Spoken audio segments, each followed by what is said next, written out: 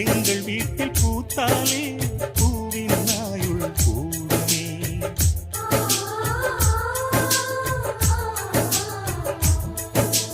இரண்டு கண்கள் என்றாலும் பார்வை என்றும் ஒன்றுதான். உருவத்திலே தனித்தனிதான், உள்ளம் என்றும் ஒன்றுதான். ஒரு சேவல்தான் நடை காப்பது, இந்த அதிசயம் பாருங்கள், கண்ணனை வாழ்த்துங்கள்.